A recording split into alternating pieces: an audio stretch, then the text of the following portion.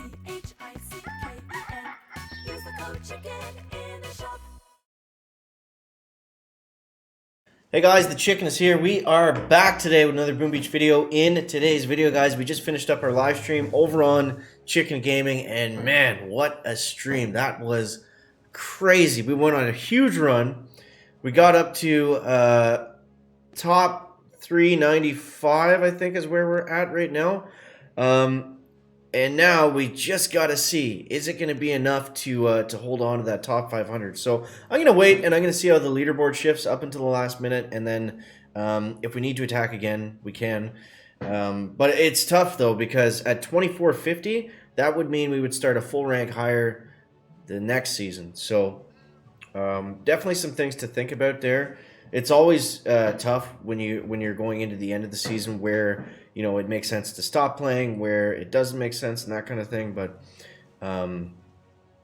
yeah, so this is one of my higher finishes in. Actually, no, it's not. Well, it's one of my higher finishes for a shorter season. I think I've hit 25 and higher on some of the 5-week seasons, and I did hit legendary a few times way back in the day when Warships was like 60 days long. But yeah, so I'm going to show you guys, since we still have a day of Warships left, what was working for me. And honestly, this base, man, this base was killer. And everyone struggled against it for the most part. Some of them beat it. But yeah, I just really tuned in the attack. We were able to get that dialed in to around 220.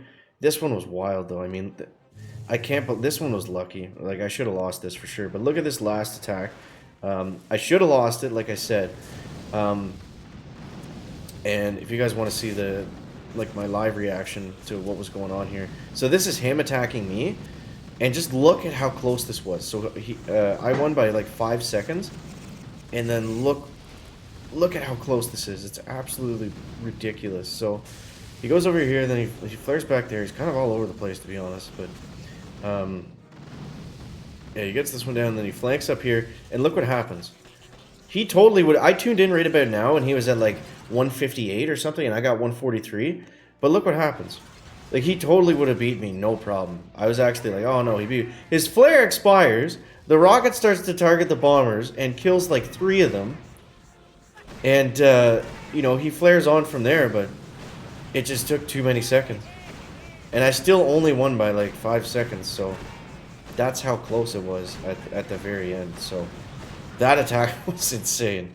And yeah, if you guys haven't seen that, you got to go back and watch it because that was wild. Maybe I'll clip it and make it into a short or something, but oh man, that was crazy. So in the tech tree, I essentially have everything at this point. The biggest push point for me ended up actually being this guy right here. That secondary troop health was, we combined that. I think that the base was a little bit better, but the troop health was huge because it allowed me to play a little bit more aggressively with the bombers, flare them a little bit earlier, run over a couple more mines, and still be safe. And yeah, if I do need to jump back in later tonight and push, I'm going to grab the gunboat energy and max that out. And I think that'll give us enough of a cushion. I mean, everyone's pretty well at max tech for the most part. If we need to, we can pick up some multi-nodes and figure it out again from there. But yeah, really, really great push today. So I was super happy with that. And yeah, so let's go over the attack next on one of the good ones. 220, 221 was probably my best.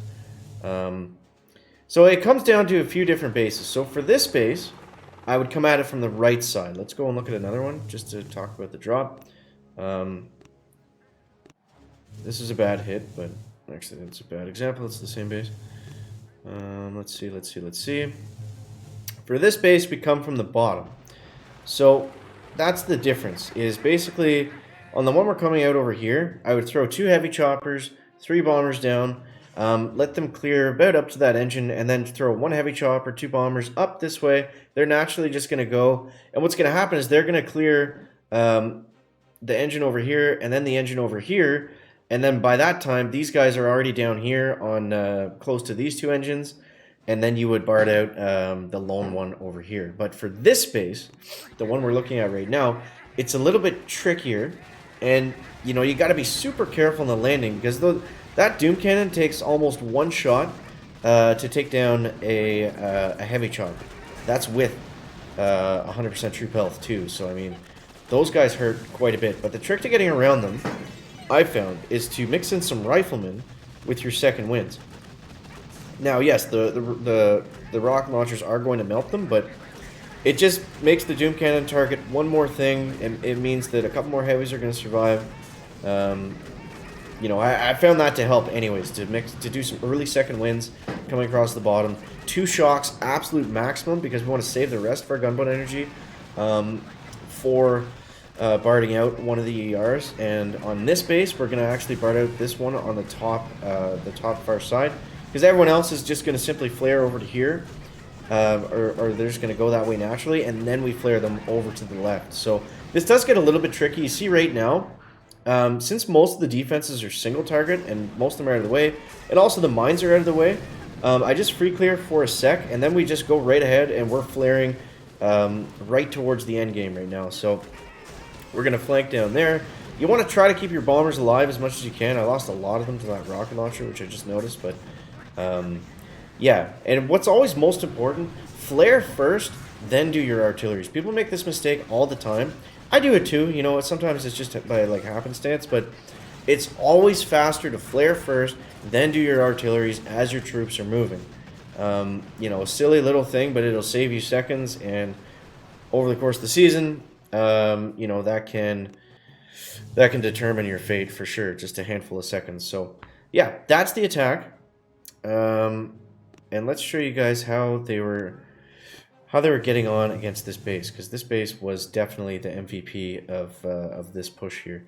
So, yeah, it was good. It was really good against bombardiers. Honestly, I would call it more of an anti-bomber base than anything else. I didn't really go against that many seekers. I don't know what this guy's doing. And it didn't struggle against rocket choppers at all either. So I think it's a pretty good, well-rounded base. But now that I look at it, I think it would probably be a little bit open to the Seekers. But I mean, if the player is good enough with Seekers, everything is technically a little bit open to it. So it's kind of like you got to pick your poison a little bit. And I was only getting hit with Bombardiers and rocket choppers. I very rarely, at least anyways, I was getting smoked with Seekers. Yeah, it happened every now and then, but not enough where I had to build an anti-Seeker base. So, and I think that's going to be the same. That's going to be true for most of you guys out there too. So that's why I would definitely recommend this one. So you see right here, this guy ends up going all the way around the world. I actually have the grappler here, which is tricky to deal with because it's underneath that sky shield. It's got tons of HP, so it takes a long time to take it down. So it's good for distraction, and yeah, it messes up some of the bomber hits too, or it can pull bullet out of the way, something like that. But this guy just could not get anything going for himself there. So, all right, that was against rock jobs. Let's try to find one where they got a better time. 150. Supple got a really good time. Shout out to Mr. Supple. So we'll see what he did. So he's going heavy choppers, he's going bombardiers. So this is pretty well how I've been hitting these bases. So let's see exactly what goes on there. But you see, the thing about this base too is it, you know, it forces you. You've got to bard out that sky shield at the top, and you're not going to have enough GB left over to bard out any engine rooms. So you have to fully clear them all, pretty much. Now, that being said, they are a little bit closer together in the middle.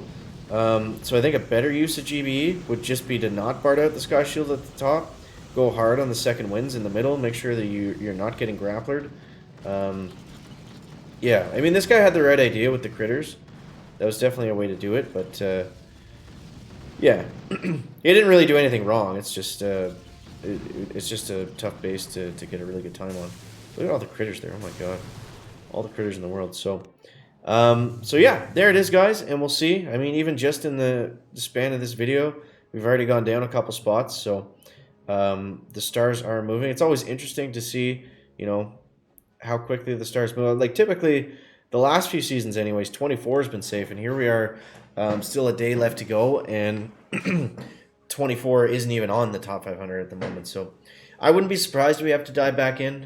Hopefully we don't, but, you know, we'll make that call if and when we need to, and I'll probably stream it too. So Yeah.